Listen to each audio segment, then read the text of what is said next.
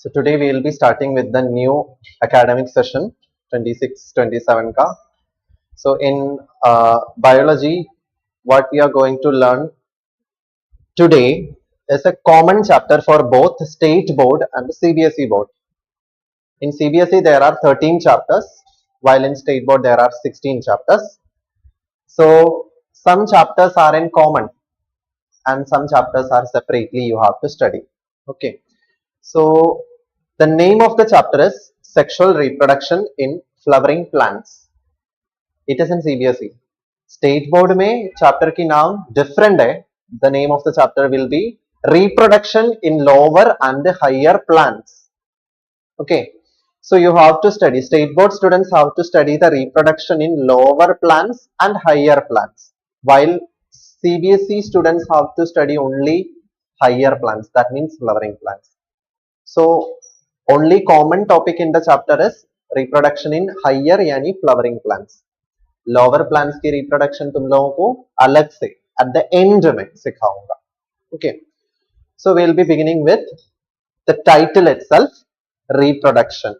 Reproduction क्या होता है? It is the process of producing young ones. Next generation को बनाने की process है. Reproduction can occur in two different ways. Like, right, Jian? Which are the two different ways of reproduction? Asexual, sexual. किसमें gamete formation होता है साक्षी? Sexual में. Gametes अगर human है तो गमीट्स क्या क्या होगा? Sperm and ovum. We are talking about plants, right? So what will be the gametes of a plant? Ovary is the organ. Ovule. Ovule के अंदर egg रहता है. So to be more specific, egg. Okay. Then what about the male?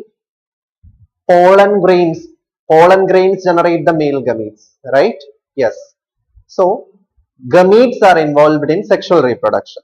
Sexual reproduction के लिए how many parents are required? Minimum 2 is required, right? One male parent and one female parent should be there for sexual reproduction, while asexual reproduction can be done by single parent, so that the offsprings will be similar to each other in asexual reproduction. So sexual reproduction में similar offsprings मिलोगी क्या? We will not get 100% similarity, यानी clone नहीं मिलता है. There will be the character shuffling of both the parents. So दोनों parents की characters and new varieties of combinations आके नया नया characters होता है बच्चों में in sexual reproduction. So ये difference दिमाग में रखो. So we are dealing with only the sexual reproduction. ठीक है. So in a plant itself, we have studied two chapters. To study this chapter, we require some prior knowledge regarding the morphology of flowering plants. Do you remember that chapter in 11th standard? Morphology of flowering plants. Okay. So ऐसे बोलो, what are the parts of a plant? A first standard student can answer this very easily. Parts of a plant: leaf, stem, root, flower. Flower के पहले बड stage होता है, flower के बाद fruit stage भी आ सकते हैं, फ्रूट के अंदर सीड भी हो सकता है. So these are the different part of a plant. उसमें से बस एक ही प्लांट को पार्ट को हम फोकस कर रहे हैं for reproduction. So we are going to segregate the parts of plant into two: vegetative parts and reproductive parts. Which are the vegetative part of a plant?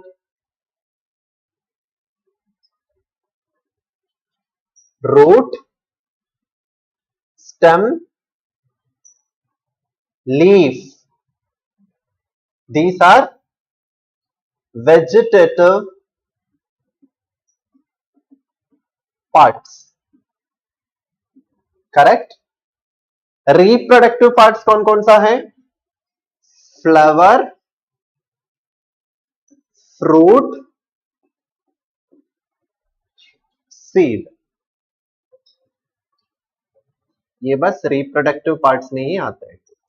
सबसे पहले कौन है? फ्लावर. फ्लावर फर्टिलाइजेशन के बाद fruit बन जाएगा flower की ovary. Ovary के अंदर जो ओव्यूल है वो सीड भी बन जाएगा. सो सबसे पहले हम फ्लावर से शुरू करना है. प्री फर्टिलाइजेशन, फर्टिलाइजेशन की बाद है ना फ्रूट एंड सीड, तो वो अभी नहीं पढ़ता है, वो चैप्टर की मिडिल में आता है. स्टार्टिंग में we will be discussing only pre fertilisation events. So what are the things? We can classify the chapter into three segments: pre-fertilization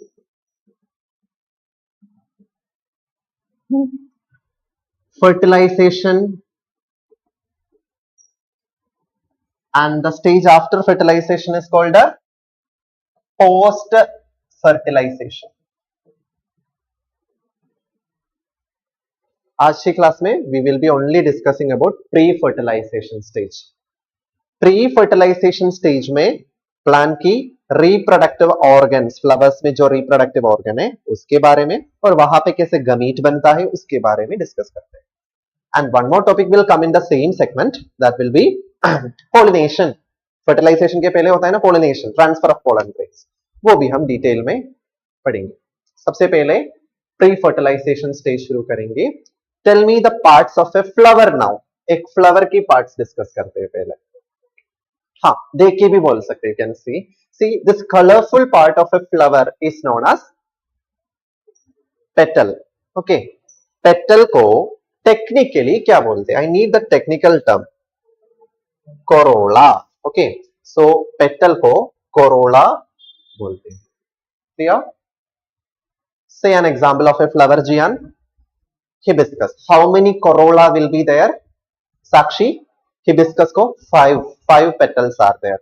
Okay, and if the petals are easy to separate, then that is gamopetalous or polypetalous. Free है तो 1 by 1 उसका petal निकाल सकते हैं ना hibiscus का. So it is polypetalous. अगर वो एक बेल फ्लावर की तरह फ्यूज्ड पेटल्स है तो दैट इज गामोपेटलस. ओके, वो 11th स्टैंडर्ड का टॉपिक है, छोड़ दो. Tell me the function of corolla, Jiyan. क्यों चाहिए कोरोला? इतना अट्रैक्टिव क्यों है वो? It attract the pollinators like honey bee, butterfly जो होता है. So pollinators को attract करने के लिए it is colored as well as उसमें rewards देने के लिए, pollination करने वालों को rewards देने के लिए इसके पास nectar, fragrance, scent सब कुछ रहता है. Okay, so corolla is highly colored. It is because to it facilitate in the attracting the pollinating agents. ठीक है. कोरोला की भी पहले एक वर्ड था, तुम लोग वो भूल गए होंगे शायद. कोरोला के नीचे सबसे outermost whorl of a flower is sepal. Technically उसका नाम क्या है? Calyx. So this is the whorl number 1, first whorl. Whorl क्यों बोलता है? It is arranged in a circular manner in a flower. So ये तो ग्रीन कलर में दिख रहा है, फोटोसिंथेसिस कर सकते हैं. Apart from that, what is the function of a sepal और कैलिक्स? और बड स्टेज में फ्लावर को प्रोटेक्ट करने के लिए चाहिए, है ना. स्मॉल बड्स ऑब्जर्व किया है, बड को एकदम कवर करके बैठता है sepals. And sometimes the sepal is persistent even after the fruit formation. Flower fruit बन गया तो भी उसके ऊपर भी ये सेपल परसिस्टेंट है. एग्जाम्पल, टोमेटो के ऊपर, रेड फ्रूट के ऊपर ग्रीन कलर की सेपल्स देखा है.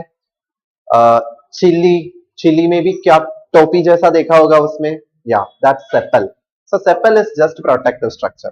सेपल पेटल को क्या नहीं फंक्शन है? It's not related to reproduction, directly not related to reproduction.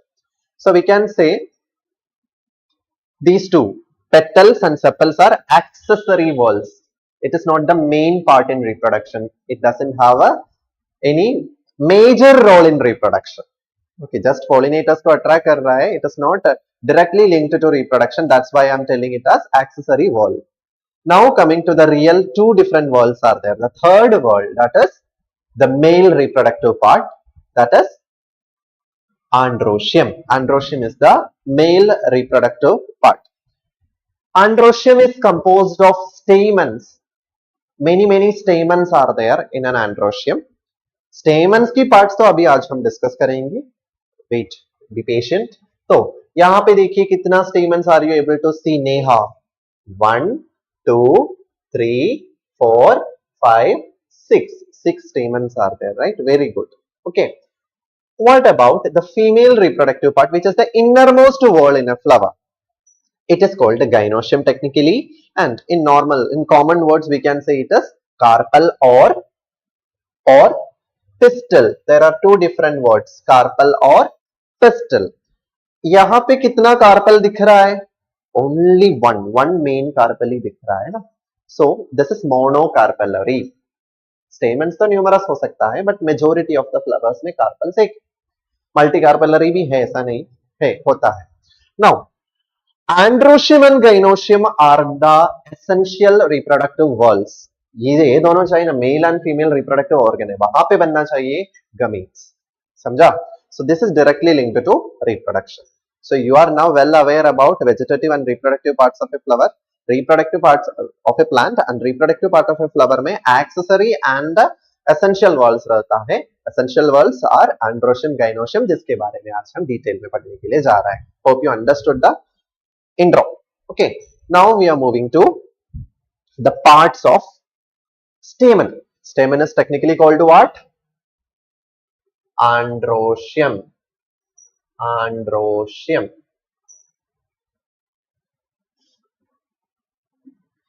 See, androecium को एक लंबा स्टाक रहता है एंड उसके टिप में एक बाइलोब्ड स्ट्रक्चर रहता है.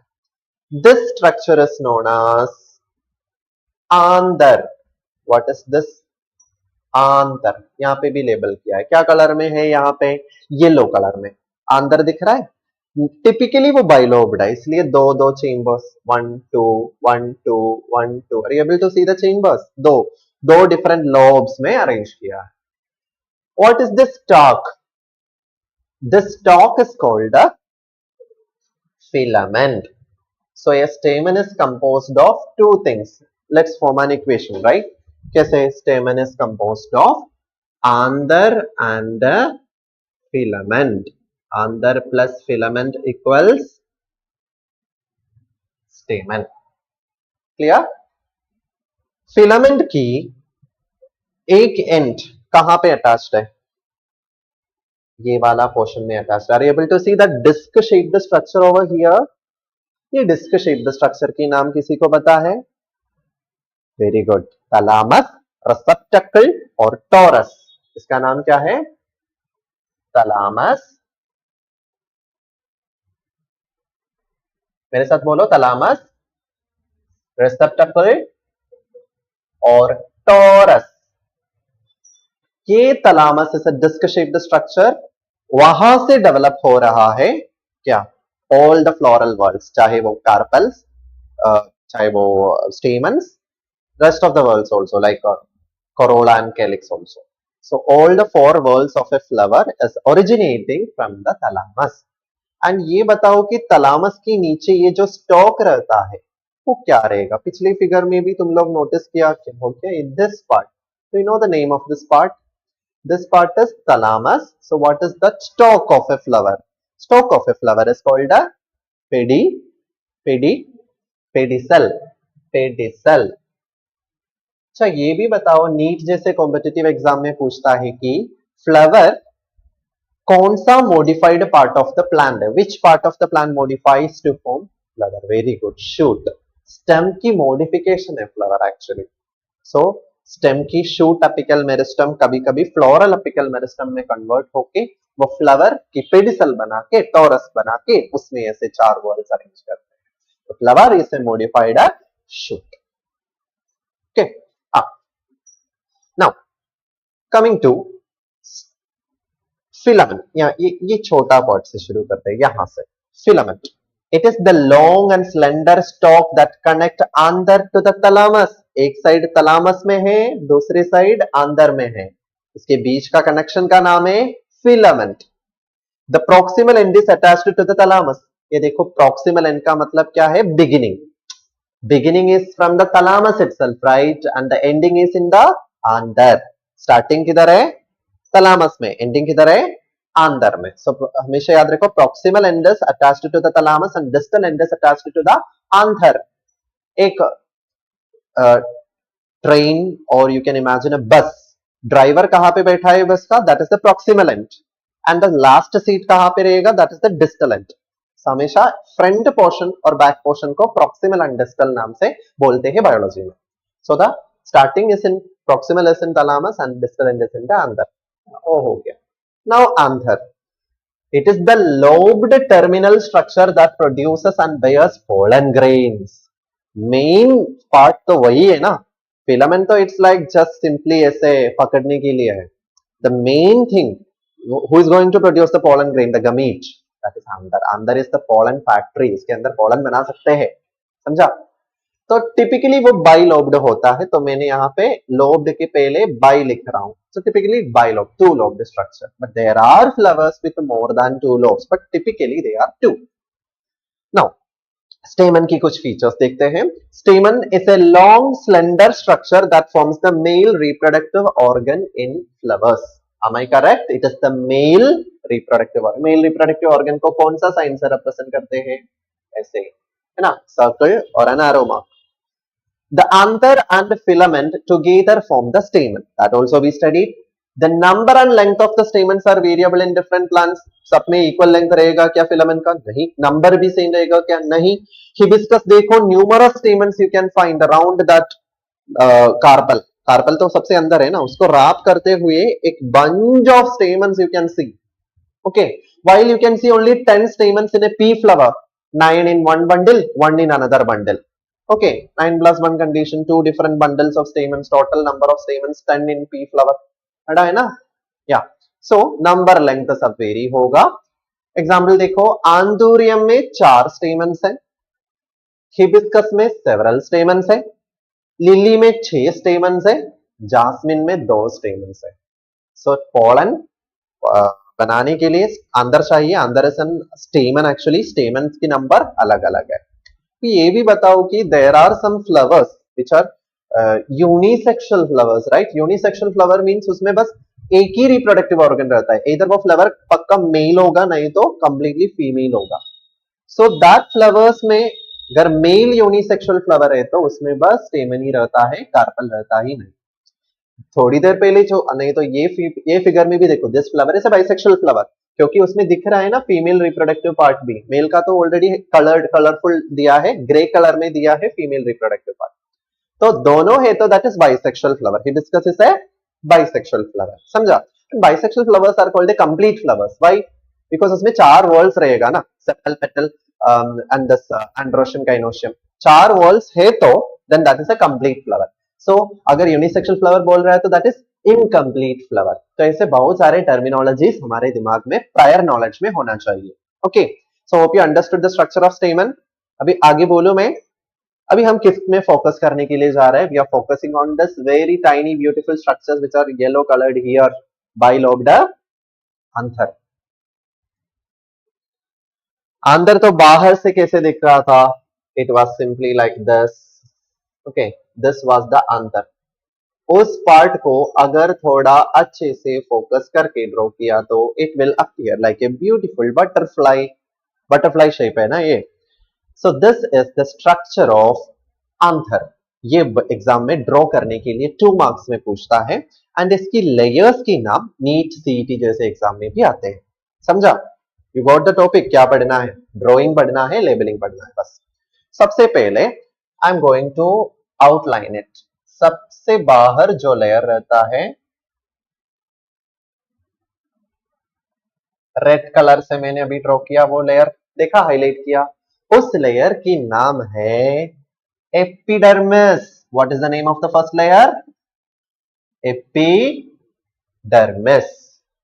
उसका थोड़ा रियल इमेज यहां पे देख सकते हैं. देखो, outer layer is epidermis. Hope you understood. Now second layer मैंने ग्रीन कलर से लेबल करने के लिए जा रहे हैं, so you can easily note.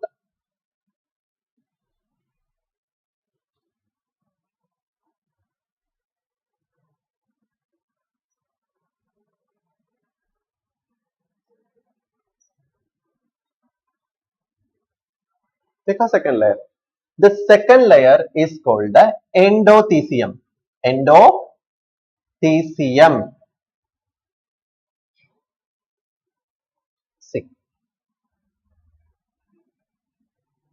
Second layer is called the endothelium. Now comes the third layer. Third layer actually ये पूरा येलो मैट्रिक्स जो होता है ना, वो कंप्लीटली थर्ड लेयर की पार्ट है. तो उसको मैंने कुछ अलग कलर से नोट कर रहा हूं, पर्पल कलर से. सी, ये लेयर पूरा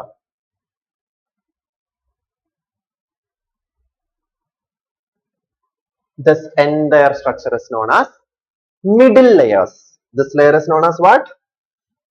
Middle layers.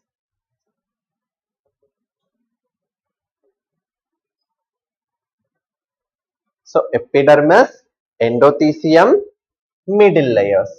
मल्टीपल लेयर होता है मिडिल लेयर में, समझा? फिर मिडिल लेयर के भी अंदर चारों कोने पे you can see what, you can see microsporangium, you can see microsporangium, sporogenous tissue. This is known as sporogenous tissue.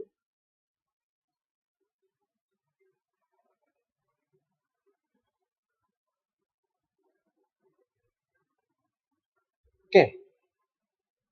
So sporogenous tissue 1, sporogenous tissue 2, sporogenous tissue 3, sporogenous tissue 4. Sporogenous tissue को माइक्रोस्पोरांजिया बोलते हैं. सो माइक्रोस्पोरांजिया कितना है? 4 रहता है. So typically एक आंदर कितना है? 4 रहता है. चलो 2 लोब्ड रहता है. 2 लोब्ड आंदर में 4 माइक्रोस्पोरांजिया रहता है. ओके.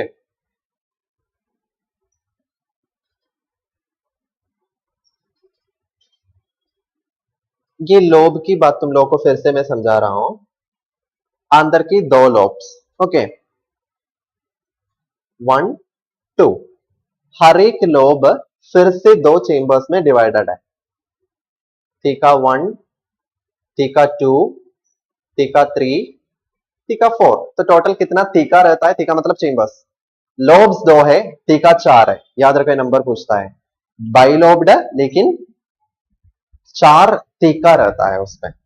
हर एक थीका में, हर एक चेंबर में एक माइक्रोस्पोरांजियम रहता है, ये वाला. Okay. So if anybody in the question paper, the question is to draw the structure of microsporangium, you have to draw this structure. Okay. One more thing, there is another layer surrounding the sporogenous tissue, जो यहाँ पे bright orange color में है. मैं उसको blue color से label करने के लिए जा रहा है. ये देखो, स्पोरोजीनस टिश्यू को कवर करते हुए जो 4th layer, you can see 4th layer is tapetum. Tapetum देखा? Tapetum. So tell me in the order from outside to inside. बोलो ना. Epidermis, endothecium, middle layer, tapetum. Okay. Sporogenous tissue नहीं count करते, that's not a layer. Sporogenous tissue में pollen grain बनता है, उसको cover करते हुए कितना लेयर्स है, that was my question. So इस बार 2026 में, मतलब आज 30 है, 27 को हुआ बायोलॉजी एग्जाम, उसमें एक सवाल था, which is the innermost whorl in a microsporangium. What is the name? Innermost whorl, innermost layer, tapetum. समझा? बार बार इससे सवाल पूछता है. अभी देखो, टपीटम बाकी 3 लेयर की तरह नहीं है. Tapetum is a little bit special. Tapetum sporogenous tissue को नरिशमेंट देते हैं, खाना खिलाते हैं, उसके पास न्यूट्रिशन है. So it's like a nutritive layer. Tapetum will provide nourishment to उसके अंदर जो स्पोरोजीनस टिश्यू है उस. समझा? तो टपीटम की फंक्शन पूछा है एक साल. बाकी 3 लेयर का फंक्शन क्या पता है? प्रोटेक्शन. बाकी 3 लेयर्स जो होता है ना, वो प्रोटेक्टिव फंक्शन करते हैं. Okay. So I will let you know this is the entire structure of an आंदर. आंदर को हमें 2 चेंबर्स में डिवाइड कर सकते हैं, चेंबर नंबर 1, चेंबर नंबर 2. ये डैश्ड लाइंस देखो ना. चेंबर नंबर 1 में एक माइक्रोस्पोरेंजियम, चेंबर नंबर 2 में दूसरा माइक्रोस्पोरेंजियम, 3 में तीसरा, 4th में चौथा. टोटल कितना माइक्रोस्पोरेंजियम रहता है? 4 माइक्रोस्पोरेंजियम रहता है. बहुत अच्छे से समझा होगा ना ये चीज. Very good. Now moving to this one. ये सेंडर पोर्शन, ये क्या होता है? This is known as connective. This is known as connective. Connective का कुछ सिग्निफिकेंस नहीं है, कहीं पे भी वो बताया भी नहीं है. So you don't need to study about it. But when you draw connective का स्ट्रक्चर जैसे ड्रॉ करके रखना है मिडिल में. वन मोर थिंग, अगर पोलन ग्रेन्स आया यहाँ पे, यहां से बनाते हैं ना पोलन ग्रेन्स, उसको बाहर जाना पड़ेगा ना, anyway it should come out of the अंदर, तो कौन सा वाला लेयर तोड़ के वो बाहर आते हैं, वो पूछता है। This part and this part, ये दो पार्ट है ना, ऐसे टीयर करके बाहर आते हैं, उसको बोलता है dehiscence. Dehiscence. So what is dehiscence? Dehiscence is the splitting of wall layers of microsporangium and releasing of mature pollen grains outside. That is known as dehiscence. समझा? So dehiscence करने के लिए यहाँ पे जो टिश्यू होता है उसका नाम है stoma. Stoma. Stomal cells break करके वॉल लेयर्स पूरा बाहर ब्रेक करके बाहर आएगा कौन? Pollen grains. सो माइक्रोस्पोरेंजिया की स्ट्रक्चर समझा? Very clear? ठीक है. So what are the layers? Tell me. Epidermis, endothelium, middle layers, tapetum. Who is protective in function? Epidermis, endothelium, middle layer. Who is nutrition provider? Tapetum. Okay. Now we are going to study how pollen grains are formed. How pollen grains are formed, that is in the next slide. पहले हम pollen grains के बारे में थोड़ा बताते हैं. Have you seen pollen grains in microscope? For your 12th biology practical, one major experiment which is having 5 marks is slide preparation करके दिखाना pollen grain का. So for that purpose, you have to take a single pollen grain from a flower, keep it in the glass slide, sucrose solution डाल के उसको mount करके दिखाना पड़ेगा. pollen tube germination you have to see. So pollen grains ऐसे अच्छा corona virus की तरह दिखता है, ऐसे डिजाइन्स पैटर्न्स अलग अलग पैटर्न्स का है. My teacher used to say that ऐसे पोलन ग्रेन्स की पैटर्न से इन्फ्लुएंस होके ऑर्नामेंट्स बनाते थे पहले, बिकॉज इसका पैटर्न बहुत नेचुरली बहुत क्या बोलते हैं, variety of designs are there pollen grain की पैटर्न में. So anyway, pollen grains are produced by this sporogenous tissues, microsporangium, and pollen grains are the male gametophyte. So यहाँ पे plot twist हो रहा है, story is going to change here. I asked you what is the male gamete. तब मैंने क्या बोला? pollen grain. नहीं, pollen grain के अंदर दो male gametes रहता, तो pollen grain भी नहीं, the real gametes. Pollen grain is like that gamete का carrier होता है, gamete उसके अंदर है, pollen grain के भी अंदर है. तो pollen grain is the male gametophyte who make that gamete, two male gametes. तो दो मेल गमीट हर एक pollen grain के अंदर से आ सकते हैं. तो pollen grain is not the gamete, उसके अंदर बैठा हुआ दो मेल गमीट अलग है, that is the male gamete. समझा? तो अभी कट टू कट क्लैरिटी मिला ना. pollen grain is not the real gamete, pollen grain के अंदर है दो मेल गमीट. तो pollen grain is simply the male gametophyte. Okay. Now precursors of pollen grain, immature pollen grain को बोलता है microspore. What is microspore? Immature pollen grain. क्या वो बाहर आएगा? क्या वो बाहर आएगा dehiscence के टाइम में? नहीं, mature pollen grain ही बाहर आते हैं. mature pollen grain को microspore क्यों बोलना है? pollen grain ही बोल सकते हैं बस. Now the story of how we make how plants make their male gamete, that means pollen grain के अंदर मेल गमीट कैसे बनता है. तो तुम्हारा फोकस अभी वो पोलन ग्रेन की स्ट्रक्चर में होना चाहिए. Structure we will discuss after this slide. How it is made वो देखो. And you know reproductive gametes बनाने के लिए कौन सा डिवीजन होना चाहिए? What kind of cell division should happen? meiosis, because mitosis is a vegetative cells, this is a reproductive cell, तो उसमें meiosis करना पड़ेगा. why mitosis किया तो क्या है? mitosis करके अगर pollen grain बना तो क्या प्रॉब्लम होगा? क्रोमोसोम की नंबर अडल्ट सेल से सेम रहेगा. क्रोमोसोम की नंबर सेम है तो फिर फर्टिलाइजेशन के बाद chromosome number will be different.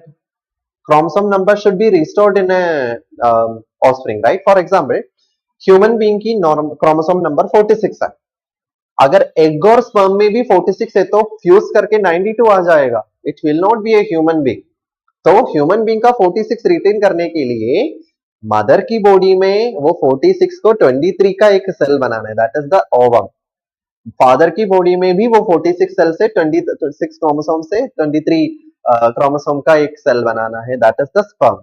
So 23 fuse किया तो 46 हो जाएगा। So the reduction division is important for the restoration of chromosome number. तो यहाँ पे भी मियोसिस ही चल रहा है, वो दिमाग में रखो। सबसे पहले स्पोरोजिनस टिश्यू जो होता है ना, उसके अंदर, किसके अंदर, दिस फोकस इधर आना चाहिए, स्पोरोजिनस टिश्यू रहता है, स्पोरोजिनस टिश्यू, वहां पे है पोलन ग्रेन बनाने का सेल, उसको मम्मी मदर सेल बोलते हैं, pollen mother cell. In short what we can call them PMC, और what we can call them microspore mother cell. Microspore is the immature pollen grain, उसको पहले immature को पहले बनाना, फिर उसको मैच्योर कर देना।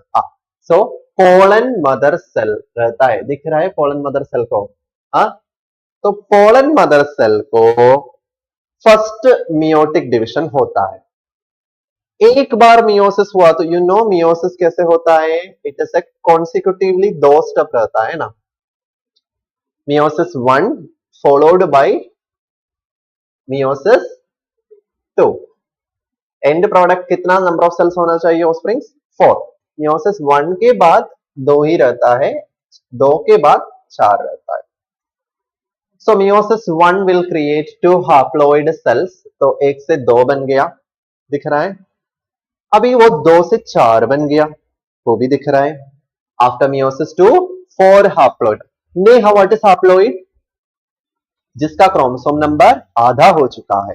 Because in the first division itself, अगर मान लो 2n क्रोमोसोम्स रहता है मदर सेल में, तो n क्रोमोसोम्स रहेगा ना फर्स्ट डिविजन की 2 डॉटर सेल्स में, एंड द सेकेंड डिविजन की डॉटर सेल्स में भी वही n रहता है। वो फिर भी n/2 नहीं हो रहा है, that you know, this is meiosis 2 is same as that of mitosis, उसमें रिडक्शन नहीं होता, in the first stage only reduction happen. तो ये यहां से ये 2n है, तो यहां से nn हैप्लॉइड है, 2 हैप्लॉइड 4 हैप्लॉइड सेल्स हो गए। सो ये 4 हैप्लॉइड सेल्स देखो सुंदर एकदम अच्छे से अरेंज किया है, 4 सिबलिंग्स, 4 सिस्टर ब्रदर्स जो भी हो वो। तो वहां पे एक ग्रुप ऑफ 4 हैप्लॉइड सेल्स देख सकते हैं ना, इस माइक्रोस्पोर को बोलता है microspore tetrad. The stage is known as microspore tetrad. Okay, ये माइक्रोस्पोर टेट्राड की हर एक माइक्रोस्पोर को एक पोलन ग्रेन बना सकते हैं। मैं फिर से बोल रहा हूं, माइक्रोस्पोर टेट्राड की 4 जो सेल्स रहता है, चारों को 4 अलग पोलन ग्रेन्स बना सकते हैं। Okay, so each of the pollen mother cell undergo similar meiotic division. अभी देखो मैंने एक का ही बोला यहां पे, सी पोलन मदर सेल वहां पे कितना था, एक ही ड्रॉ किया है, एक्चुअली एक नहीं, मेनी रहता है, 2 3 4 5 6 7 8, बहुत सारे मदर सेल रहता है। Pollen mother cells are many in number, तो हर एक पोलन मदर सेल से 4 हैप्लॉइड माइक्रोस्पोर्स बना सकते हैं, समझा। Now upon maturation and dehydration of the anthers, अंदर की वाटर कंटेंट सब निकल जाएगा और वो ओपन होगा तो पोलन ग्रेन्स बाहर आ जाएगा। Okay, so are you able to see different microspore inside the microsporangium. ये मैच्योर हो गया तो फिर वो बाहर उसको रिलीज कर सकते हैं। So there completes what, microsporogenesis. Now what I wanted to discuss is the different part of a pollen grain. pollen grain कैसे बनाया वो पढ़ा, अभी pollen grain का स्ट्रक्चर वो थोड़ा एक्सप्लेन करना बाकी है। ओके, उसका स्लाइड नहीं है, so I will draw a structure here.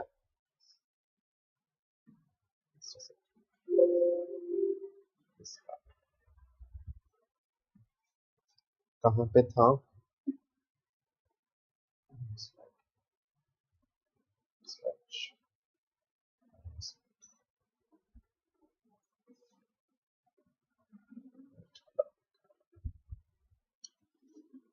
हम क्या पढ़ने के लिए जा रहे हैं, structure of pollen grain। Okay, pollen grains में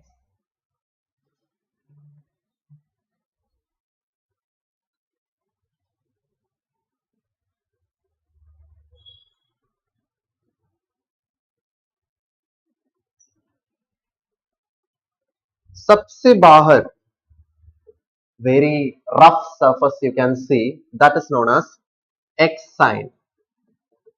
That is known as X sign. And उसके अंदर और एक layer है, that is known as indine. X sign, indine. So there are two protective layers for each pollen grain. इसके भी अंदर you can see the plasma membrane. Plasma membrane of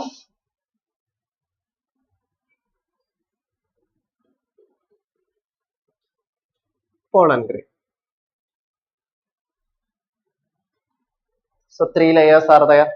Pollen grain का cell membrane यानी plasma membrane, indine layer, exine layer. Plasma membrane is made up of phospholipid, वो जो हम हमारे इसमें भी वही है, phospholipid है. But एक्साइन इंडेन किस चीज से बनाया है वो पूछता है. इस साल भी पूछा है तीन लेयर के नाम. सो स्टूडेंट्स ने क्या लिखा? Epidermis, endothecium, middle layer. Confuse हो गया मतलब वो माइक्रोस्पोरेंजियम की स्ट्रक्चर पूछ रहा है तो you have to draw the अंदर माइक्रोस्पोर. माइक्रोस्पोर मतलब पोलन ग्रेन की इमेच्योर फॉर्म. मेच्योर फॉर्म बोला ना.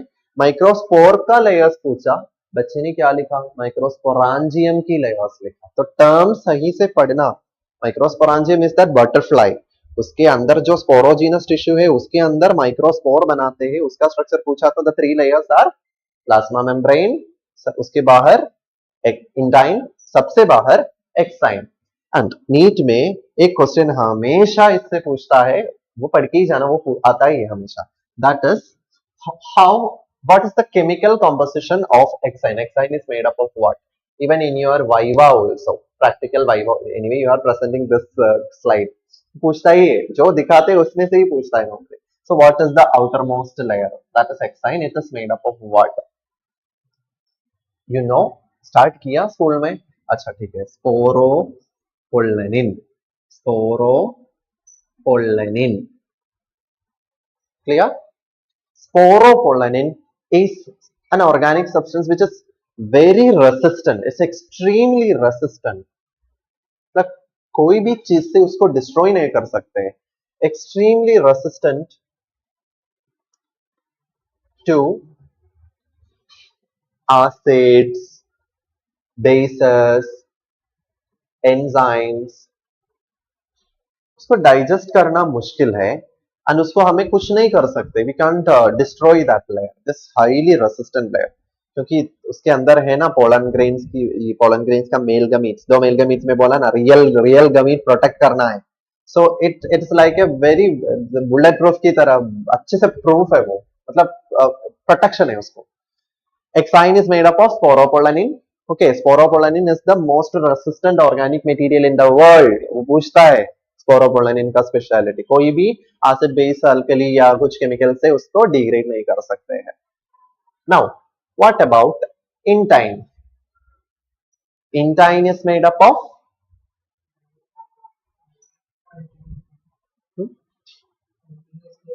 it is made up of cellulose and pectin.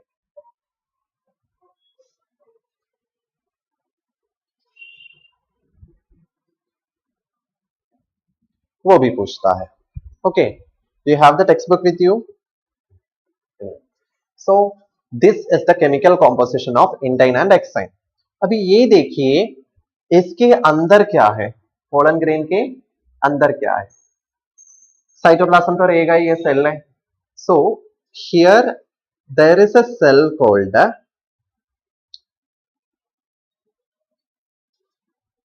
vegetative cell and a generative cell. Vegetative cell and a generative cell. Just a second.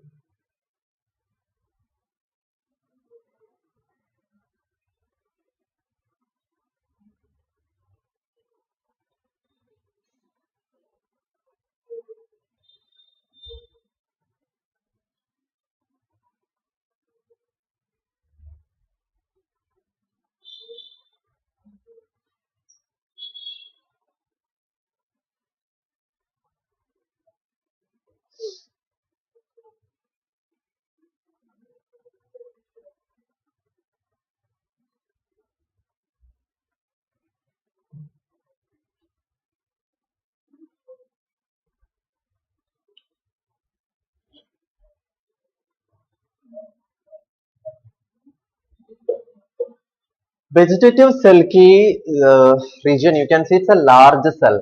इसका जो nucleus होता है वो थोड़ा इरेगुलर शेप्ड है, राउंड भी बोल सकते हैं. But the generative cell that is spindle shaped nucleus. Eyes की शेप जो होता है ना, जनरेटिव सेल में स्पिंडल शेप्ड न्यूक्लियस है. I will remove that V and G from there.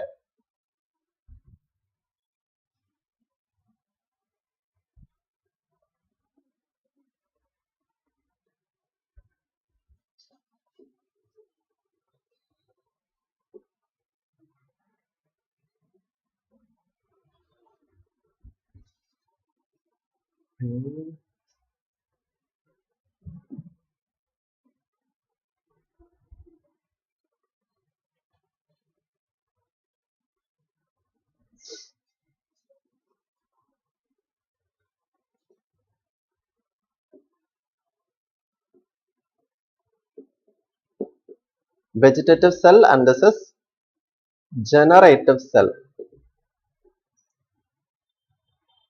Now, vegetative cell की nucleus मैं बोला irregular shape है and it is a bigger cell. Okay, I told you.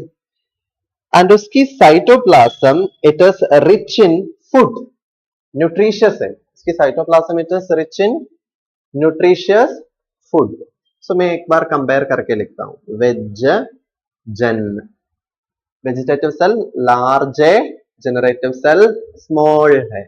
Vegetative cell nucleus irregular shaped है, regular shaped nucleus. इसमें spindle shaped nucleus.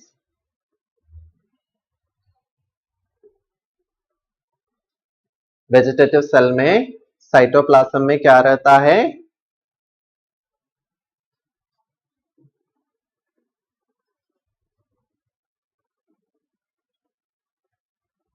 Food से rich है. यहाँ पे कैसा है? There is no food reserves, no food reserves, and we can say it is not rich in food. Yeah. Now,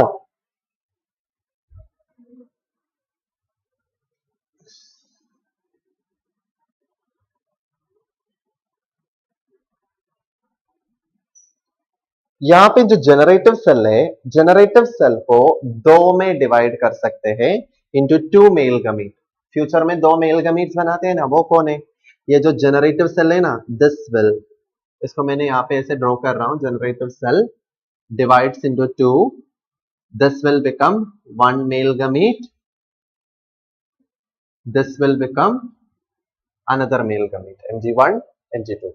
Male gamete 1, male gamete 2. So how many male gametes can be produced from one generative cell? How many male gametes? Two male gametes. This is the real gametes. Now, one more thing I have to say. Pollen grains hai na? So you are noting down. Yes, note down it.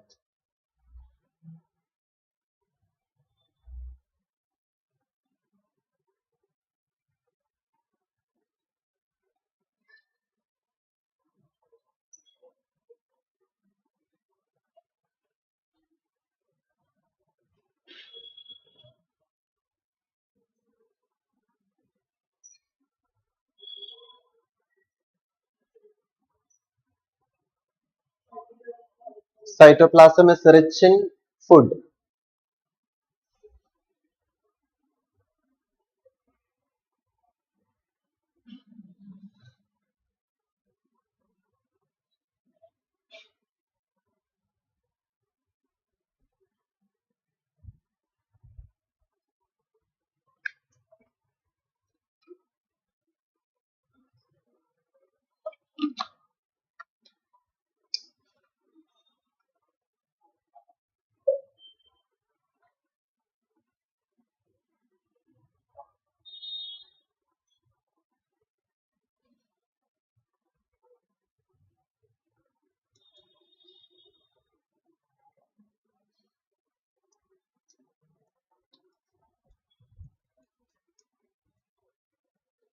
मैं बोलूं आगे, generative cell नीचे वाला जो cell है वो mature हो गया तो दो मेल गमीट्स को जनरेट कर सकते हैं.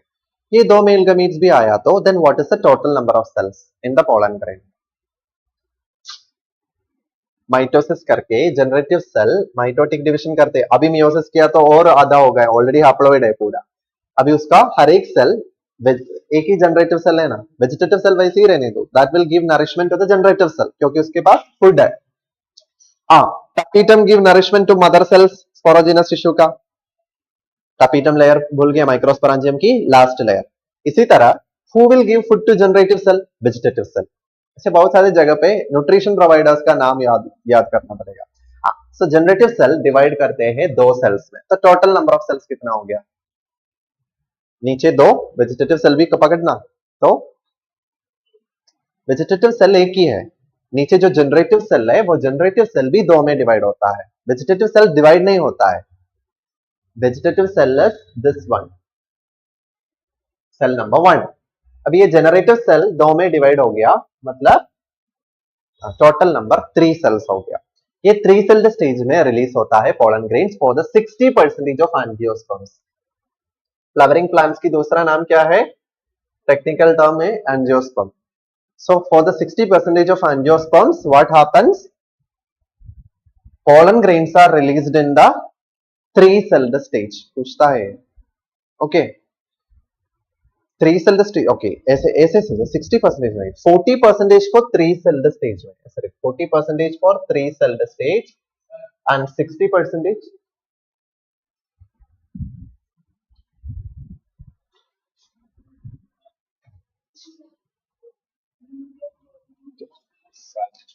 अच्छा, ठीक है। एक्चुअली मैं नहीं हूँ, शायद ब्रह्मा सर के लिए आया होगा ना, किसी के लिए साइन करके ले लीजिए, आप उनको दे दीजिए। नेहा, गिव मी अ पेन।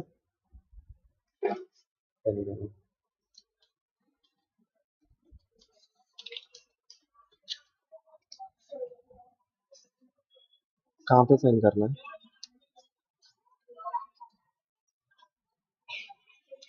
यहाँ पे भी करना है? एक आपके पास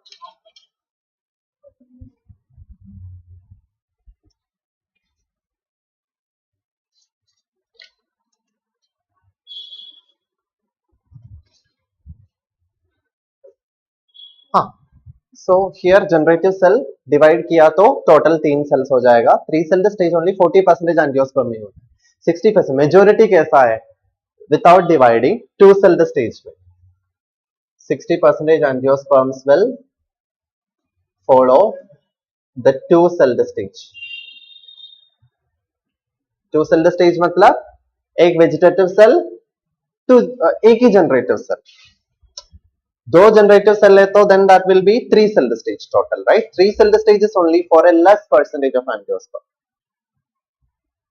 So what I told is there are 2 cells in the beginning, vegetative cell, generative cell. 60% of the angiosperms के लिए generative cell डिवाइड नहीं होता है, वो ऐसे ही vegetative cell, generative cell 2 celled stage में ही रिलीज करते हैं, लेकिन रिमेनिंग 40% को डिवाइड करके एक वेजिटेटिव सेल, दो जनरेटिव सेल, दो जनरेटिव सेल मतलब उसका भी जनरेटिव सेल मत बोलो, मेल गमीट्स बोलना है, वही फॉर्म में रिलीज करते हैं।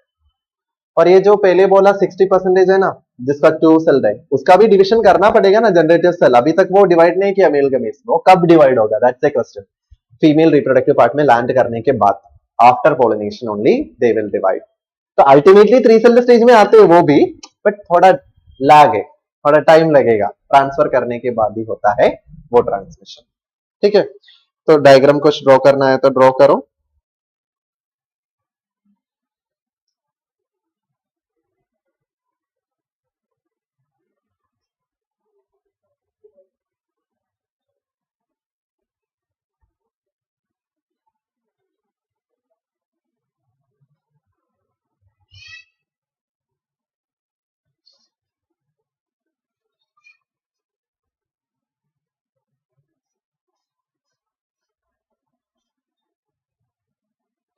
So this is all about structure of pollen grains. बहुत सारे कॉन्सेप्ट इसके अंदर भी आया। I hope you understood this 60-40। जो सेल स्टेज में 60% रिलीज करते हैं, 3 सेल स्टेज में 40% रिलीज करते हैं। एनीवे, चाहे वो 2 सेल में रिलीज किया या 3 सेल में रिलीज किया, एट द एंड में 3 सेल तो होना ही चाहिए स्टिग्मा में आने के बाद। Moving to next topic it is regarding the female reproductive part, वो भी पढ़ के हम आज की क्लास वाइंड अप करते हैं। तो female reproductive organ that is gynoecium. Gynoecium की दूसरी नाम है पिस्टल यानी carpel. And you can see the three parts of a pistil: stigma, style, ovary. Stigma is the landing surface of the pollen grain. कभी कभी ना वो ऐसे अट्रैक्टिव है, हमारा इसमें भी हिबिस्कस में भी एकदम टिप रीजन में बहुत पेक्यूलियर है, देखने में अच्छा है। So that landing surface which is cushion like, smooth है वो, अट्रैक्टिव भी है, स्मूथ भी है, पोलन ग्रेन्स लैंड करने के लिए है वो, that is called the stigma. Stigma already लिखा है, still I am writing stigma. Then what about this tube? यहाँ पे जो ट्यूब लाइक स्ट्रक्चर है that is known as style. Tube के नीचे जो राउंड ग्लोबुलर स्ट्रक्चर है this is ovary. Stigma, style, ovary.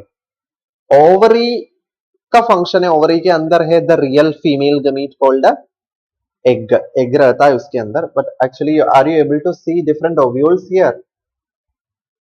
Ovule दिख रहा है, ये ओव्यूल्स के अंदर है एग, समझा?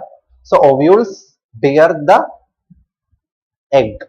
जैसे मैं बोला pollen grains will bear the male gamete, तो पोलन ग्रेन को मेल गमीटोफाइट बोला, तो ये ओव्यूल को फीमेल गमीटोफाइट बोल सकते हैं, जिसके अंदर एग रहता है। ओवरी के अंदर नहीं है, ओवरी के अंदर ओव्यूल, ओव्यूल के अंदर egg. And you know what is placentation? यहाँ पे ब्लू कलर, ये येलो कलर में जो दिख रहा है दैट इज प्लासेंटा। प्लासेंटा में हैंग करते हुए, अटैच करते हुए दिख रहा है ओव्यूल्स। फर्टिलाइजेशन के बाद ओवरी फ्रूट बन जाएगा, ओव्यूल उसके अंदर है ना, फ्रूट के अंदर क्या मिलता है? सीड। तो ovule is becoming seed after fertilization. Anyway gynoecium दो टाइप में डिवाइड कर रहा हूं, मोनोकार्पेलरी एंड मल्टीकार्पेलरी। मोनोकार्पेलरी में क्या रहता है? सिंगल कार्पेल रहता है, एक ही स्ट्रक्चर ऐसे। लेकिन मल्टीपल कार्पेल से तो मोर देन वन है तो पॉलीकार्पेलरी यानी मल्टीकार्पेलरी बोलते हैं। तो mango is monocarpellary, but you can C for example ये सोचो, हिबिस्कस, हिबिस्कस की फैमिली में आते हैं ना लेडीज फिंगर, उसमें you can C different different chambers inside that. What if you cut ladies finger, you can C different different chamber. नींबू cut किया तो भी डिफरेंट चेम्बर्स दिख सकते हैं ना। So what does it mean? Multi carpellary हो सकता है। सो देयर मल्टी कार्पेलरी भी दो तरीके का है, अपोकार्पस एंड सिनकार्पस।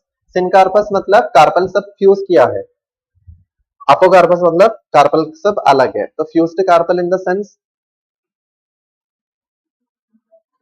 एक कार्पल दूसरे कार्पल ऐसे जस्ट टच करके बैठा है, वो फ्यूज नहीं किया, तो then that is apocarpous. Syncarpous कैसा दिखेगा?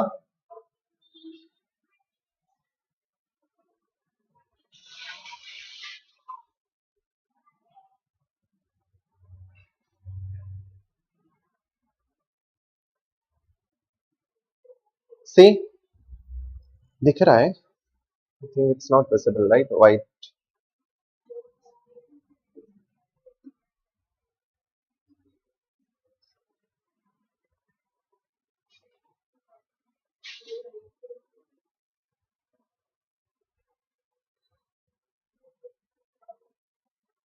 सी, यहाँ पे एक कार्पल, यहाँ पे दूसरा कार्पल, उसकी ओवरी पार्ट से वो फ्यूज किया है, ऐसे फ्यूज करके बैठा है, तो that is syncarpous. Now moving to some more detailed diagram. Pistil, stigma रहता है, स्टाइल रहता है, ओवरी रहता है। ओवरी को ट्रांसवर्स सेक्शन किया, ट्रांसवर्स इज दिस प्लेन, ऐसे ट्रांसवर्स सेक्शन किया है तो यू कैन सी, देखो प्लासेंटा, प्लासेंटेशन दिख रहा है, प्लासेंटा उसमें ओव्यूल्स ऐसे अरेंज किया है। So ovules are the structures that later develop into seeds. अभी तो दो तीन बार बोल चुका है वो। They contain what? Embryo। मतलब ओव्यूल के अंदर ये रहता है, ovule is becoming egg, ovule के अंदर एग रहता है, ओव्यूल इज बिकमिंग सीड मतलब egg is developing into embryo after fertilization. या नाउ डू यू नो एक सीड कहां पे, ये ओव्यूल अटैच करते हैं ना प्लासेंटा में, दिस अटैचिंग सरफेस दिख रहा है, मैं रेड लाइन में आउटलाइन करता हूं। This attaching surface is known as funicle. Funicle क्या होता है? ओव्यूल यानी जो सीड होता है वो कैसे प्लासेंटा में अटैच किया है, that small line that is known as funicle attaching surface of an ovule to the placenta. Now what is locule?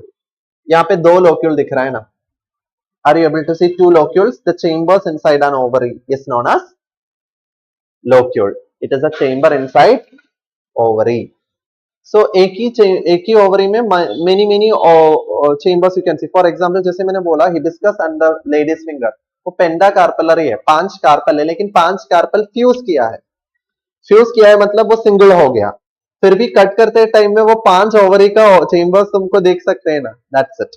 So chambers you can see in different numbers. That is locule. Locule में arrange किया है वो. Placenta दिख रहा है. Placenta is a tissue that is providing some attachment surface to the pollen to the ovule. Ovule attach किया है placenta में. Placenta है किसके अंदर? ovary के अंदर.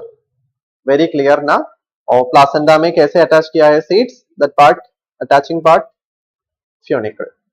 याद रखो. Now coming to structure of an ovule. Ovule की structure देखते हैं. कभी कभी है ना माइक्रोस्पोरेंजियम की स्ट्रक्चर, बटरफ्लाई उसका स्ट्रक्चर पूछता है, नहीं तो ovule. Ovule is called megasporangium. Megasporangium. कभी कभी इसका स्ट्रक्चर पूछता है. ऑल्टरनेटिवली कितना लेयर्स था माइक्रोस्पोरेंजियम को? 4. टपीटम भी काउंट करना पड़ेगा ना. इसी तरह यहां पे भी outer integument, inner integument,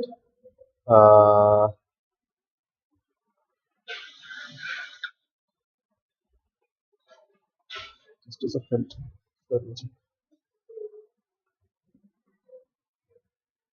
दो ही इंटेगमेंट्स रहता है. देखो सबसे पहले यहां से शुरू करता हूं. Are you able to see this stalk? ये है funicle that attaching surface to the placenta. Funicle draw किया है ये. Now the real ovule is like this. उसका पहला लेयर मैंने रेड लाइन में आउटलाइन कर रहा है. Are you able to see this? This layer is known as outer integument. This layer is known as what? Outer integument. Protective function है. Now, are you able to see another integument over here? The second one. This is the inner integument. Inner integument. 2, 1. So there are 2 integuments over there.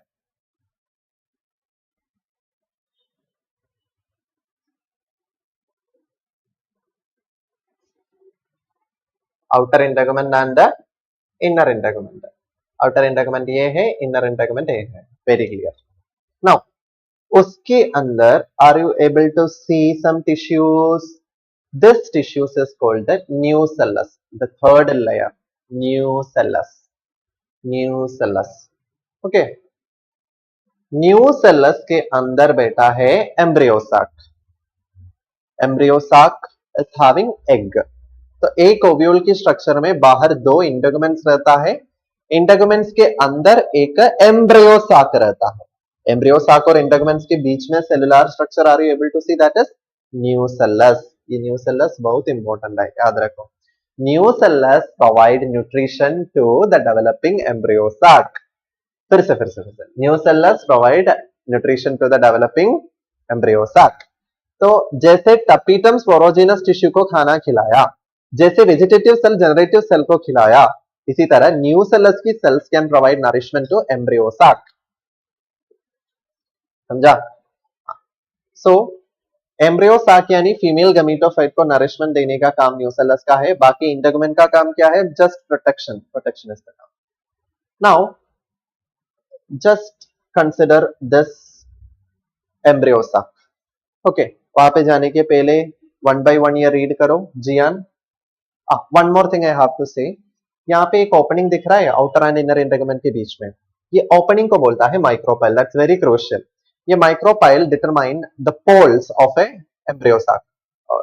See this ovule की ये नीचे वाला pole में है opening, micropyle, so this pole is known as micropylar pole, micropylar pole, and the opposite side is known as chalazal pole. जैसे earth को north and south pole रहता है, इसी तरह इसको माइक्रोपाइलर एंड कैलासल पोल रहता ही है। बहुत अच्छे से समझा होगा ना?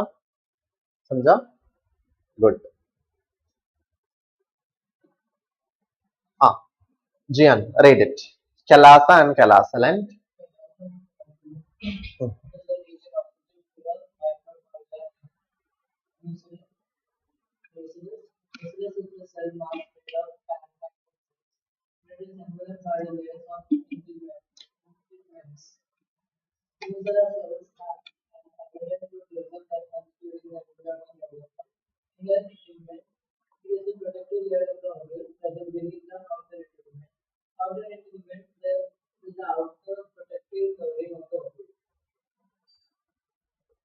ओके। तो यहाँ पे न्यूसेलस का काम बहुत बार बार पूछा है, it provide nutrition for the embryo, otherwise we can say it contain lot of food reserves. Fine. यहां तक कुछ डाउट है? फीमेल रिप्रोडक्टिव पार्ट की ओवरी, ओवरी के अंदर ओव्यूल, ओव्यूल का स्ट्रक्चर ये है। अभी ओव्यूल के अंदर जो एम्ब्रियो साक है उसका भी स्ट्रक्चर पढ़ना पड़ेगा। Coming to this is the part of that ovule itself. Ovule का फ्यूनिकल, मैंने बोला ना, फ्यूनिकल क्या है Neha? It is a structure through which the ovule is attached to the placenta. हाँ, अभी hilum, hilum is the attachment of funicle with the ovule. दिखाता हूं, see this is funicle, this part यहां से लेके यहां तक ओव्यूल है। ओव्यूल और फोनिकल कहां पे टच होता है? इतना वाला पोर्शन में वो टच्ड है। Are you able to see this stalk is touching ovule? ये टचिंग पोर्शन जहां पे funicle is touching the ovule, that is known as hilum. तो हाइलम समझा? It is the attachment of funicle with the ovule. Embryo sac is the innermost region, it is covered by the nucellus। nucellus पता है ना, वो nucellus से covered है embryo sac। then it is also known as female gametophyte। who is female gametophyte? nucellus नहीं, embryo sac। who is male gametophyte? pollen grain। it is the structure through which the ovule is attached to the placenta। what is funicle? micropyle क्या है? tip of the nucellus you can see a small opening, that is micropyle। ये micropyle का function भी पूछता है। Micropyle का function just note करो, fertilization के बाद ना, नहीं, no need to note, you just remember, listen to me. Pollen grains आके गिरा स्टिग्मा में, तो गिरने के बाद पोलन ट्यूब जर्मिनेट होता है। पोलन ट्यूब ऐसे जर्मिनेट होके होके होके होके इसके अंदर घुसना पड़ेगा, ओव्यूल के अंदर। ओव्यूल के अंदर किधर वो घुसता है? The entry point, that entry point is known as micropyle। ऐसे इसके अंदर के only one gate of entry is there। यहाँ से भी आ सकते, that's possible, कैलासा से भी आ सकते, लेकिन मेजोरिटी का एंट्री तो माइक्रोपाइलर पोल से भी होता है। तो micropylar pole denotes what? Pollen grain का एंट्री अंदर तक एम्ब्रियोस। देखो, पोलन ग्रेन आके गिरना है स्टिग्मा में, स्टिग्मा से ओवरी के अंदर जाना है, ओवरी के अंदर ओव्यूल में जाना है, ओव्यूल के अंदर एम्ब्रियो साक के अंदर एग के अंदर जाना है। इतना अंदर अंदर अंदर बैठा है। सो ओव्यूल के अंदर घुसने के लिए जो डोर रहता है, दैट डोर इज माइक्रोपाइल, याद रखो। Moving to megasporogenesis, and this will be the last topic I think. हम सैचुरेट हो जाएगा, तो only 2-3 slides are there, just listen carefully, fresh mind से सुनना है। Okay, take a deep breath, hold, release, फिर से release, release. Okay, megasporogenesis, microsporogenesis से डिफरेंट है, हर साल वो भी पूछता है, वो भी कुछ न्यूमेरिकल प्रॉब्लम्स पूछता है इसमें से। बायोलॉजी में भी मैथ्स अप्लाई होता है। तो देखो, एक बार मुझे बताना, microspore mother cell, pollen mother cell याद है? Red red dot, pollen mother cell meiosis undergo किया, 4 हैप्लॉइड माइक्रोस्पोर बनाया, माइक्रोस्पोर टेट्राड। हर एक माइक्रोस्पोर से एक पोलन ग्रेन बना सकते थे, है ना? लेकिन यहाँ पे स्टोरी कुछ अलग है, देखो। मेगास्पोर किधर है? मेगास्पोर एम्ब्रियो साक के अंदर, एम्ब्रियो साक थोड़ी देर पहले न्यूसेलस के अंदर, ये तो देखा था लास्ट फिगर में ही था, है ना? किधर? इसके बारे में बोल रहा हूं मैं, that is the embryo sac that is present in inside the nucellus। ये देखो मेगास्पोर मदर सेल में, यहाँ पे are you able to see the megaspore mother cell? दिख रहा है megaspore mother cell green colour में?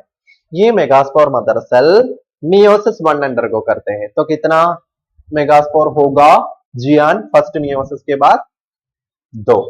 So megaspore mother cell में dense cytoplasm, prominent nucleus सब कुछ है। This megaspore mother cell will differentiate into 2 megaspore dyad, 2 है तो dyad। फिर बाद में इसको meiosis 2 होगा, meiosis 2 हो गया तो फिर टोटल 4 हो गया, 4 is this megaspore tetrad। तो megaspore tetrad तक microspore tetrad से सिमिलर है। अभी देखना, इसमें से 3 आउट आउट आउट, कोई भी 3, बस एक ही सेल, एक ही मेगास्पोर फंक्शनल है, आगे जाके वो एम्ब्रियो sac बनाएगा। समझा? पिछली बार क्या बोला, माइक्रोस्पोर टेट्राइड की चारों की 4 से पोलन ग्रेन बना सकते हैं, लेकिन इसमें से बस एक को ही एग बना सकते हैं, ओनली 1, 3 डीजनरेट हो जाएगा। ओके, सिंपल वर्ड्स में एक क्वेश्चन बोलता हूं, 400 पोलन ग्रेन्स बनाने के लिए कितना मदर सेल्स होना चाहिए, कितना डिविजन्स चाहिए? 400 pollen grains, pollen grains are microspore, 400 microspore बनाने के लिए कितना डिविजन एंड कितना मदर सेल चाहिए, वही पूछ रहा हूं। एक से कितना बनेगा? 4। तो 400 के लिए कितना चलेगा, कितना चाहिए? माय गॉड, 1 से 4 है तो कितने से 400 आ जाएगा?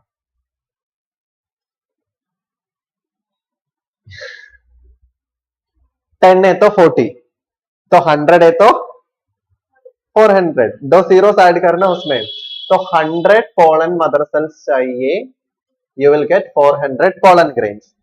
तो 100 मियोसिस डिवीजन चलेगा वहां पे, है ना? 100 पोलन मदर सेल्स को भी डिवीजन होना चाहिए ना, तो 100 total number of division is 100। लेकिन यहाँ पे केस कैसा है? आई एम सेइंग मुझे 400 एग बनाना है,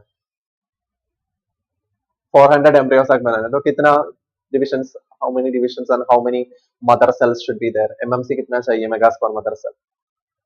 बोलो ना, सही में क्या चारों के चारों से एक एग बना सकते हैं? नहीं, 1 से 1 ही बना सकते हैं, तो 400 बनाने के लिए 1 मेगास्पोर मदर सेल से 1 एग ही बना सकते हैं, तो 400 एग बनाने, वही तो 400 मेगास्पोर मदर सेल्स चाहिए, 400 मियोसिस भी चलेगा। समझा? So number of mother cells हमेशा डिफरेंट रहेगा, यहां से इसको 4 से डिवाइड करो, you will get the number of male mother cells. लेकिन मेगास्पोर मदर सेल्स फीमेल का देखने के लिए तुम क्या करना है, इक्वल नंबर लिखना है, यहाँ पे जितना है उतना ही वहां पे आएगा। एक बार एग्जाम में क्या पूछा बताएं? 400 सीड्स, 400 एम्ब्रियो, 400 सीड्स बनाने के लिए कितना डिविजन चाहिए? 400 सीड्स बनाना है, 400 सीड्स बनाना है, यू नो 400 जाइगोट, 400 एम्ब्रियो बनाना है। 400 एम्ब्रियो बनाने के लिए 400 एग भी चाहिए, 400 क्या मेल गमीट्स भी, पोलन ग्रेन्स भी चाहिए। ओके, वो बराबर समझा होगा ना, 400 मेल गमीट्स भी चाहिए, पोलन ग्रेन्स भी चाहिए, 400 एग भी चाहिए। अभी देखो 400 पोलन ग्रेन्स बनाने के लिए 100 डिविजन काफी था, 100 डिविजन क्या हुआ? टोटल 500, समझा ना? हाँ, तो 400 एग बनाने के लिए 400 डिविजन चाहिए था, तो टोटल नंबर सीड्स बनाने के लिए ये भी वो भी ऐड करके 500 will, so this number will be different, 400 500 वो क्वेश्चन पेपर में दे देंगे। तुम्हारे माइंड में होना चाहिए इतना सीड्स बनाने के लिए सीड्स जितना है उतना same number of egg and pollen grains होना चाहिए. The confusing part is you might be knowing एक से 4 pollen grain बना सकते हैं, but you will be confusing with एक से 4 एग नहीं बना सकते, एक से एक ही एग बना सकते हैं. फीमेल में एक ही फंक्शनल है. ओके, आगे आगे नेक्स्ट चैप्टर में ह्यूमन रिप्रोडक्शन पढ़ेंगे ना, उधर भी सेम है. मेल में कैसा है, एक स्पर्मेटोगोनियम से 4 स्पर्म बना सकते हैं, चारों की चारों स्पर्म फंक्शनल रहेगा. लेकिन फीमेल तो हर महीने एक ही ओवम बनाते हैं ना, बाकी 3 ओवम किधर गया, वो पोलार न्यूक्लिय में चले गए. पोलार बॉडी बन के वो बॉडी में गायब हो गया, मतलब absorbed in the body. Functionless ovum बनाते हैं females 3. only one will be functional. The same applicable for plants also. Only one is functional. तो functional मेगास्पोर कितना है, सिंगल. एक ही सिंगल हाप्लॉइड फंक्शनल मेगास्पोर रहता है, वो डेवलप करता है आगे एम्ब्रियो साक की सारा cells including the egg. Now the most critical part in this lesson, तुमको पता है मैंने थोड़ी देर पहले एम्ब्रियो साक बोला था, उसमें एग रहता है, लेकिन egg is only this one is the egg. Egg के अलावा उधर बहुत सारा cells are able to see, right. तो इट्स लाइक बहुत 8 न्यूक्लियस एंड 7 सेल से बनाया हुआ एक स्ट्रक्चर है एम्ब्रियो साक. उसका एक ही सेल है एग. तो एग के इधर उधर ऊपर नीचे सब कुछ बहुत सारे सेल्स रहता है. नाउ द क्वेश्चन इज, इतने सारे सेल्स अभी इससे बनाना चाहिए. This is that selected one, only functional megaspore.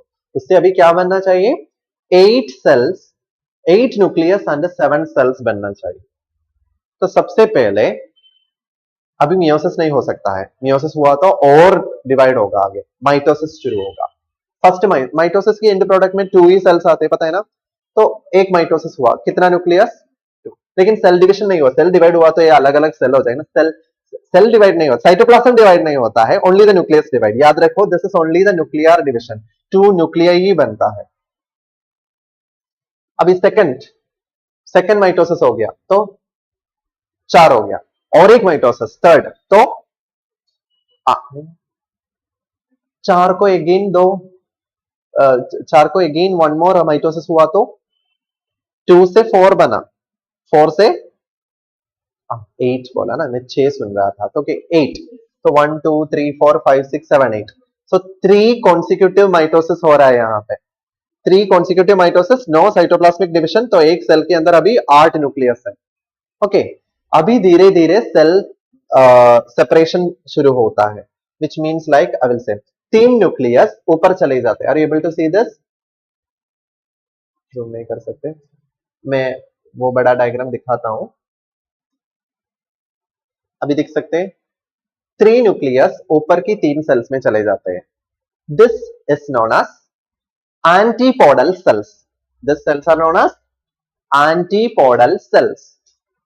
कितना एंटीपोडल सेल है, सब में कितना न्यूक्लियस है, एक एक न्यूक्लियस है ना. 8 न्यूक्लियस बना था, उसमें से 3 कैलासल पोल क्या है, नीचे वाला पोर्शन जहां पे ओपनिंग था माइक्रोपाइलर पोल था, उसका opposite portion is chalazal pole.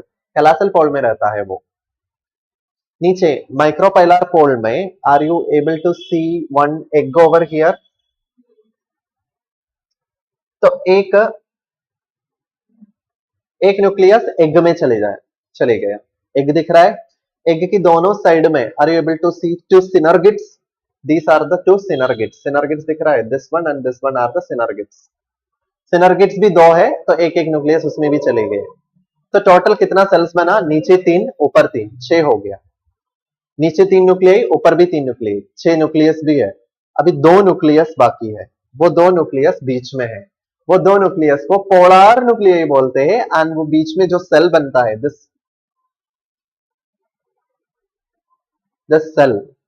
cell is known as central cell.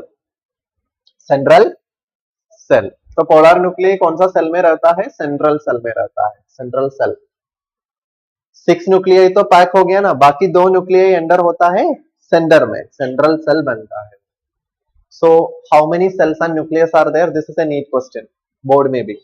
7 cells and 8 nucleus. Can you name the 7 cells, Jian? 1 egg, 2 synergida, 1 central cell, 3 antipodals. अभी बोलो मेरे साथ. 1 egg, 2 synergids, 1 central cell, 3 antipodals. 1 plus 2 plus 1 plus 3. 7. Correct? Now, nucleus कितना है? 8 है. 1 in egg, बोलो. 1 each in 2 synergids. तो 3 nucleus हो गया. 1 each in 3 antipodals. 4 भी 3 हो गया, मतलब 6 nucleus हो गया. And 2 nucleus in the central cell. तो टोटल 8 nucleus हो चुका है. Very clear? यहां तक अच्छे से समझा क्या? Any doubt? नहीं. अभी एक बार नीचे का ये यहां से लेके यहां तक पढ़ना है. And now I will describe what is this finger like structures. This finger like structures over the micropylar and किसके नीचे है? वो सिनर्गिड के नीचे है. सिनर्गिड सेल के नीचे ये जो फिंगर लाइक स्ट्रक्चर तुम लोग दिख रहा है, this structure is called filiform apparatus. ये filiform apparatus is the door. Micropylar end के पोलन ग्रेन्स आ रहा है ना, पोलन ग्रेन्स को वेलकम करने के लिए वहां पे खड़े है फिलीफॉर्म अपैरेटस. इसके अंदर से ही घुस सकते हैं पोलन ग्रेन्स को, पोलन ग्रेन्स के मेल गमीट को. तो मेल गमीट को एग की तरफ मिलने के लिए पहले किसके पास जाना होगा? सिनर्गिड के पास जाना. इधर इसके अंदर या इसके अंदर, पहले नहीं मिलने को देता है. So first of all the gust will be, gust is the male gamete. जो मेल गमीट्स आते हैं ना पोलन ग्रेन से, दोनों मेल गमीट्स को रिसीव करने का काम किसका है? सिनर्गिड का. बिकॉज सिनर्गिड के पास ही रहता है वो क्या? Filiform apparatus. फिलीफॉर्म अपैरेटस से वो एंट्री किया, उसके बाद एक बार सेटल हो गया सिनर्गिड में, फिर सिनर्गिड क्या करते? एग को भेज देते. ओके, तो आज हमने मेल पार्ट भी पढ़ा, फीमेल पार्ट भी पढ़ा.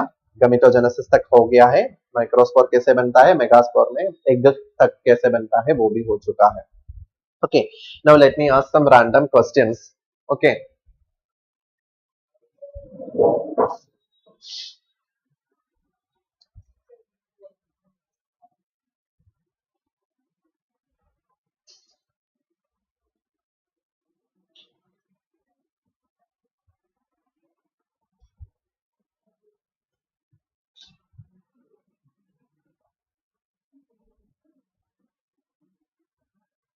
जियान.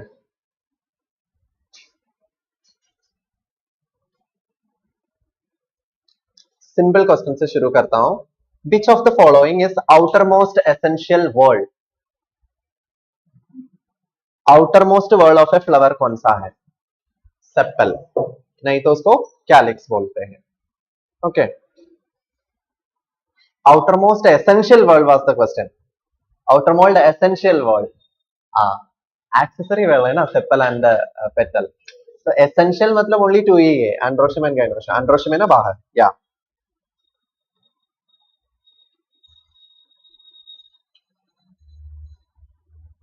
Neha. As the anther mature and dehydrate, the dash will separate and dissociate from each other and develop into dash. यहाँ पे 2 dash तुम फिल करना है. मैं बताता हूँ. As the anther mature, anther mature किया तो डिहाइड्रेट होता है, तो कौन सा वाला पोर्शन सेपरेट होता है? मतलब I am telling about microspore. 4 cell stage बनाते हैं ना, वो चारों सेल सेपरेट होता है. वो 4 सेल स्टेज का नाम क्या था? माइक्रोस्पोर 4 सेल का stage tetrad. Microspore tetrad will separate and from each one it develop into what? वो तो तुम बोलना है. माइक्रोस्पोर टेट्राड से फिर क्या बनता है?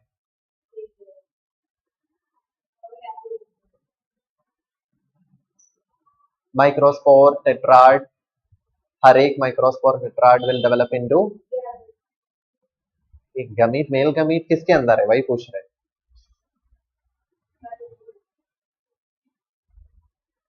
Pollen grain.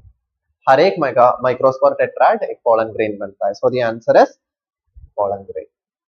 Now another question, Sakshi. Pollen grain of the innermost wall layer of anther is tapetum. That you agree, right? The main function of tapetum is what? Nutrition. ठीक है. नाउ ए typical एंजियोस्पर्मस dash कितना lobes रहता है, कितना chambers रहता है? Okay. Bilobed है, डाइथिकस मतलब एक लोब में दो थिकस, टोटल 4 थीका रहता है लेकिन एक लोब में दो ही थीका रहता है. That's I agree. Now Neha, one easy question for you. In a pollen grain, the small cell which is spindle shaped with a dense cytoplasm is known as what? गलत. Generator cell. देखो इसी question पूछा फिर भी गलत बोला. ठीक है. जनरेटिव सेल है या वेजिटेटिव सेल है? अभी बोलो. Generative cell. ठीक है.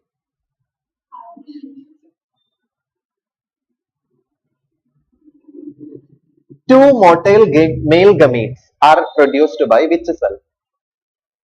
Two motile male gametes. Male gametes कौन बनाते हैं? जनरेटिव सेल का काम है मेल गमीट्स बनाना. तो वेजिटेटिव सेल का फंक्शन क्या है? To generative cell.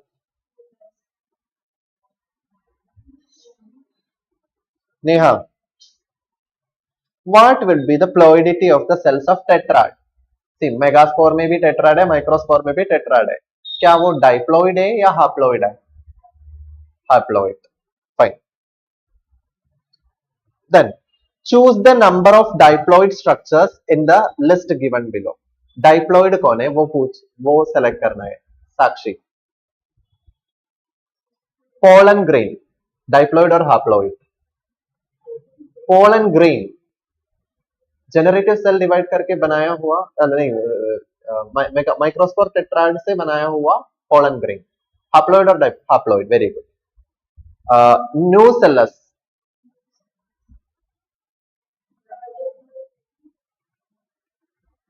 Nucellus diploid है क्योंकि न्यूसेलस के अंदर जो एम्ब्रियो सैक है वो आगे जाके डिवाइड होता है. बराबर.